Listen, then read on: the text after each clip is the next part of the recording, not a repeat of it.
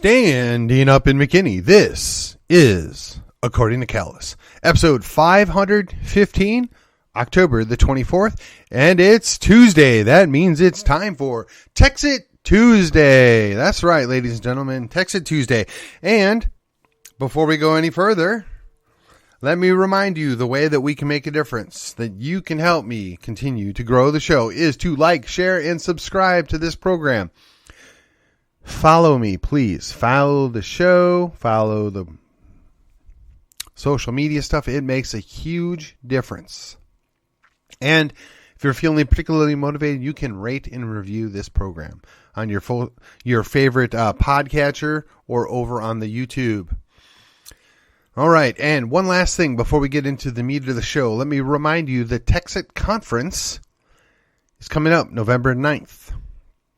If you go to my social media, you'll see there is a coupon code there. Go check it out. And here we go. On with the show. Texit Tuesday. There we go. Why does it matter? Well, I had a conversation over the weekend. And I guess it'd be fair to say one of the guys was a naysayer. And this is somebody I've known for quite some time. I like him. I respect him. Whatever else. And during the course of our conversation, he was quite dismissive. I can't say I've never run across that before, but I don't want to have a argument or a fight. So I just said, I understand how you feel. I get it. But I will tell you, first and foremost, I support people having the right to vote on the issue. And secondarily, I like every move that we make through independence gets us closer to realizing it. The idea of getting true independence, right? A free and sovereign Republic of Texas, maybe that's a bit too far. Maybe that's a bit more than what people can wrap their heads around. I get it. I understand it. But as part of the process is getting from there to there, there's this thing called de facto independence. And I spent some time talking about the idea of being de facto independent. And I think I made a little headway there. I'm not sure. But the reason why it matters is you cannot get people true freedom and true independence unless they, one, know what it is, two, actually demand it, and three, respect it and desire it. And you can't just get there from the very much socialist nature that we're in right now. It doesn't happen overnight. You have to keep pressing and keep offering steps along that path. We didn't get to the situation we're in right here and right now overnight. The progressives, the leftists, they were working down a path and dragging us further and further into that hole this entire time. It didn't happen overnight. Now, a good amount of this happened over the course of my lifetime, and clearly you can see the changes from 100 years ago. But again, step by step, it's occurred. That's why it matters. This is pushing back. It's turning it on its head. It's recapturing some of the things that were lost. And again, I'll be the first to admit, I don't think we can fix DC. I don't think you can recover DC. Austin's got its problems, but it's still recoverable.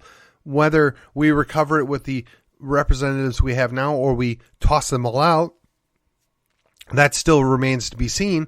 But we, the people, we have the power. We just need to recognize it. We need to understand it. We need to utilize it.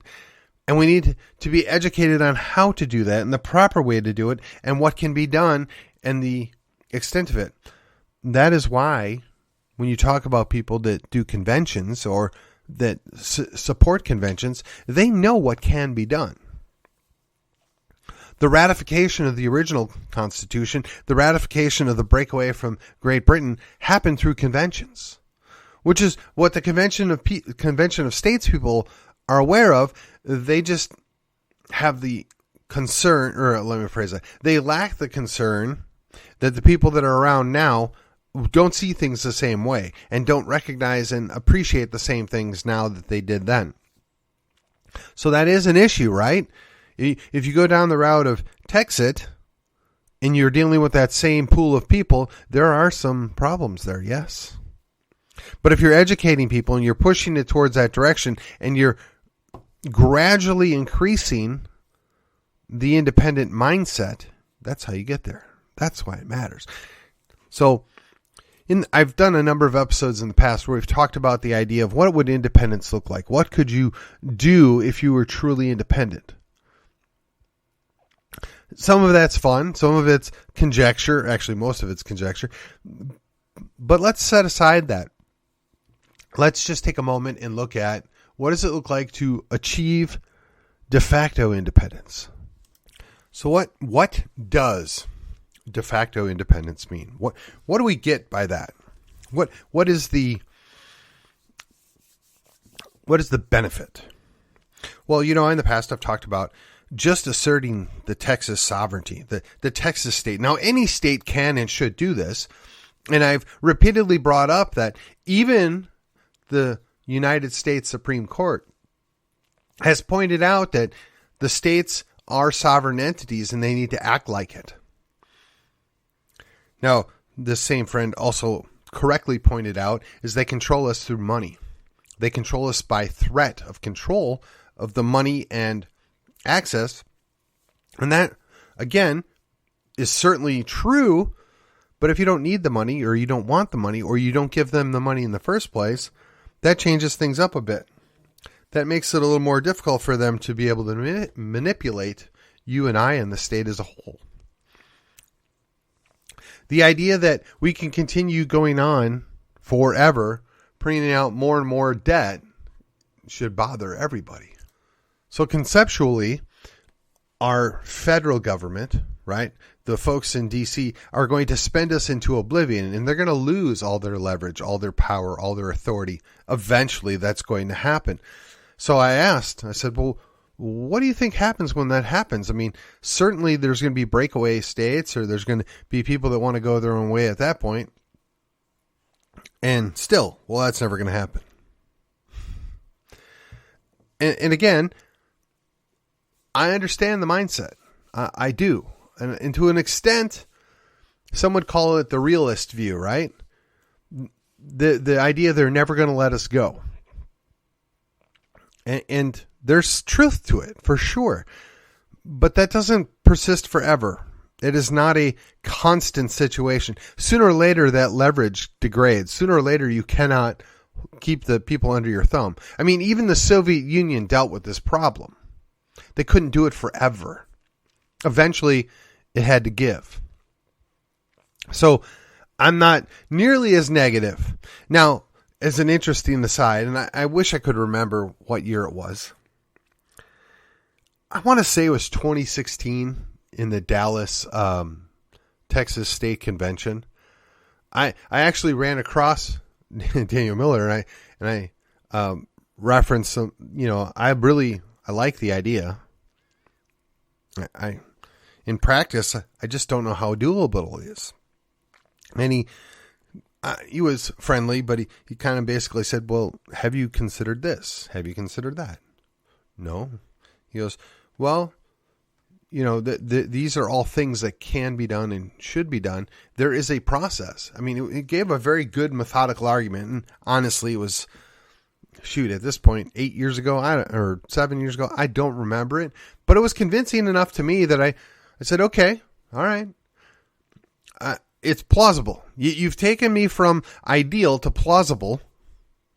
And here I am, 7 years later, I'm a vocal advocate. I think we should keep pushing for it. I think we should educate towards it. I think we should, cater towards that general direction. I mean, we already have the ability to produce our own power, which we really don't. We have our own power network, which should go to the whole state, but at the moment it is not. We have our own reservoirs and water access. We have our own port. We have an air force of sorts. We have a military arm of sorts. We don't really have a navy. I don't know how necessary that is. But certainly we could do a Texas State Coast Guard, right? In conjunction with the U.S. Coast Guard. There's all these different things that could be done that would be advantageous, that would move us towards being independent. But that's just at the state level. Let's look at it, a step or two removed. When you have county governments that are willing to say, yeah, we're not going to participate in that. Feds, no, we're out. Or perhaps you have the states create the counties, they create the cities. So the state has a lot more authority than the feds do. But you have several counties that are maybe up on the border with Oklahoma, and they say, yeah, we're not going to accept you being involved in this. We'll settle this up with the state of Oklahoma or maybe the relevant tribe. We don't need your help here. We're more than capable of negotiating a settlement here. I mean, I'd like to see those things happen. I'd like to build up the idea that we don't need to be babysat or have our hands held by the feds. Seems to me that all they do is create more problems and cost more money. They're supposed to help with agreements, yes, but in reality, what is the net benefit we usually get out of them? I'm a little dubious on that myself. But each step and each thing that we do along the way increases the separation, increases the independent attitude, it increases the independent mindset, it increases the independent action, right? Now, one of the things that I'm going to talk about when given the opportunity is the idea of building a culture of independence. And what does that culture of independence do, and how does that build into achieving independence? First, you have to achieve de facto independence, and then you can maybe get de jure independence, right? But if you never get your de facto independence, achieving de jure independence becomes extremely challenging. So how do we get towards where we're at now to that de facto independence? We have to keep taking ground. We have to keep moving forward in that area. What does that mean for you and I? Well, they have a school choice bill that went through the Senate and is currently being chewed up in the House. Now, I don't know about you. I have mixed feelings, to put it bluntly, on the current school choice bill, especially since they also want to go ahead and give every teacher extra money. So you're going to get an automatic raise because you're a teacher. Now, look, I understand. You're a teacher. You could use the money. I don't fault that. But for everybody, no questions asked, across the board, and a set amount, do you think maybe the money is worth less in a big city than it is in some rural district? Do you think maybe there ought to be an adjustment? You think maybe that should have been a consideration? I mean, or is this just a payoff to whatever teachers association? I don't know. Draw your own conclusions. But I can tell you right now that school districts don't teach independent mindset. They don't teach independent culture. They don't teach working together to resolve things without having to have somebody oversight or somebody in an oversight position, right? They don't teach meeting with equals and coming up with workable solutions. And yes, these are gross generalizations. I'm sure that your school out there is the exception to the rule. And great for you. I appreciate that you are able to experience that. I, however, did not experience that. Of course, I went to a government school in Wisconsin, or the state of Wisconsin. Wow. Need a little more caffeine, apparently. The thing of it is, I have zero expectation that we're going to get net positives out of government education. But it doesn't mean we can't try, and we shouldn't try. There are avenues to accomplish that. Even though the Texas education groups are opposed to us. Even though the groups that have oversight or work in affiliation with the superintendents and principals and all that administrative people, they have zero desire to go along with the spirit of the laws passed. They have zero desire to build up the independent nature and the independent mindset. Indeed, I think they all, and I'm going to say the word again, all these people come from a mindset that would echo what John Dewey had to say about that kind of thing. That is, and I'm sure I've done this before, let's say it again. The children who know how to think for themselves spoil the harmony of the collective society that is coming, where everyone would be interdependent. Ladies and gentlemen, that's Mr. John Dewey from 1899. So as you can see, they've been at this for a long, long time. Where are some other areas we can take ground? Where are some other areas we could advance the independent mindset? Well, for starters,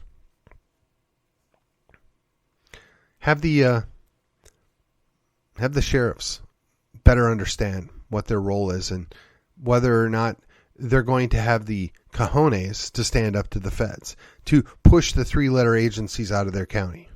And when they do that, we need to make sure that the state backs their play, that the state assists them.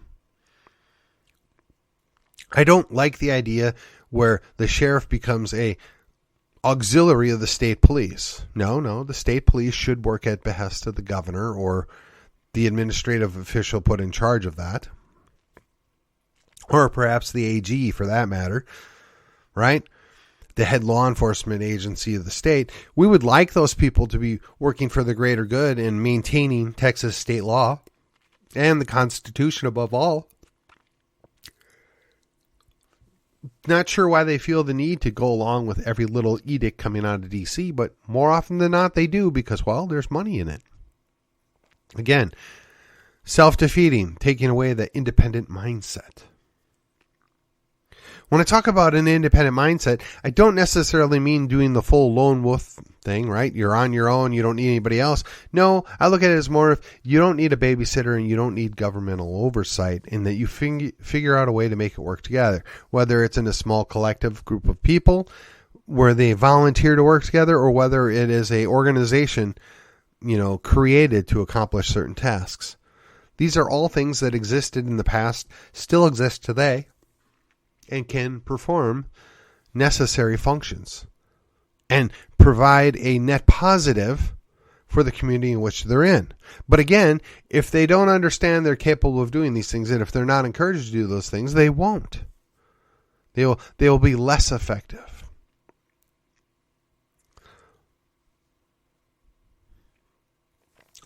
So as I kind of look at the downhill side of this episode, let me go back to the beginning here. Why does this matter? You and I will never ever see an independent Republic of Texas in our lifetimes if we don't start working on it now. If we don't start building and reinforcing the idea of an independent mindset, of an independence nature, of a culture that assures people that this is not only good, it's positive. It's a positive outcome, I should say. Now, I truly believe in my heart that Texas is one of the few states that, one, can actually pull this off, and two, actually has a desire to pull it off. But we have to reinforce that idea. We have to build upon that idea, and that comes from our culture. That's why it matters. But when you have leadership and groups that maintain that we have to take orders and we have to take direction from, quote, our betters or people in D.C., you're undermining that. You're taking that away. You're eliminating that which is special about the state of Texas. I often remark that I was an economic refugee when I came here, that I fled the mess that was in the state of Wisconsin to come to a place of hope, and that was Texas. And now that I've been here, and I've got nearly 30 years under my belt, and I've seen what has occurred, people are still coming here, mostly for economic reasons. But when they get here, they bring a lot of the baggage with them. Even though they put an R after their name, they're not conservative. They're not liberty lovers. I get that. And that's a lesser issue because most of them are at least mostly on our side and support the idea of, well, my state was jacked up. I'm going to come to Texas. And yeah, maybe Texas would be better off going along. Maybe Texas would be better off leading from the front. Maybe Texas can articulate this de facto independence and build on that nature that exists here. But unfortunately, the very school districts that we support with our money, the very school districts and the leadership within the schools that we depend upon educating our children are doing, in fact, very little to reinforce this idea. In many cases, they're working against it. They're making people feel guilty for who they were born to, where they were born, and how much better they have it here, so they have to check their privilege. These same mindsets are injected into everything and anything, and it saps the strength, it saps the power of the independent nature that already existed in Texas. And it was done under our watch. And it continues. So if you ever look to accomplish the end goal, which is de jure independence, knowing that along the way we have to first obtain de facto independence, we cannot do it if we maintain the status quo in the education system. We cannot do it if we maintain the status quo on most of our leadership at the county and the state level. We have to keep pushing that envelope. We have to keep educating. We have to keep working with people that are our natural allies and build them up and encourage them and teach them and encourage them to do the right thing and to push back and stand on their own 2 feet and their authority that they already have. We, the people, have the control. We have the sovereignty. We have the ability to just say no. We just got to be willing to do that. Last thing. It was correctly pointed out to me that we really kind of seem to have failed the test. The COVID test, right? They locked us down, they shut us down, and a whole lot of people went along with it. They didn't answer or ask any questions.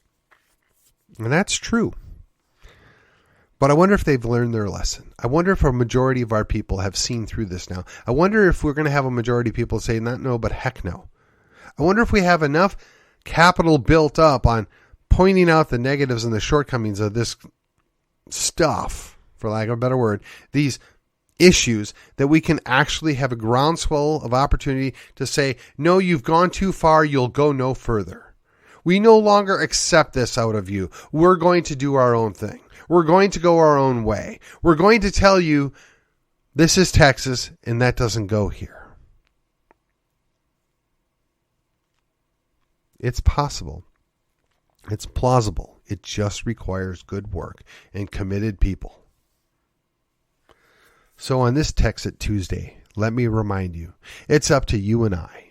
We can make the difference. And we got to start right here, right now. And with that, this has been According to Callus. And not only will I see you on the other side, hopefully I'll see you at the Texit Conference in Waco, November 9th through the 11th. And like I said, there is a coupon code on my social media. Go there, check it out. Until then, on the other side. Canceled by the big tech mafia, but inadvertently profiting from owning their stocks in a mutual fund or ETF? At Two Pillars, they believe that censorship is a form of violence and a business practice that does not promote human flourishing.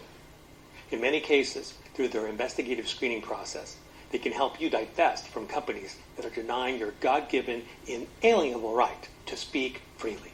Hey, Patriots! Two Pillars believes it's time for conservatives to align their values and investments. Two Pillars is your place for impact investing in the parallel economy.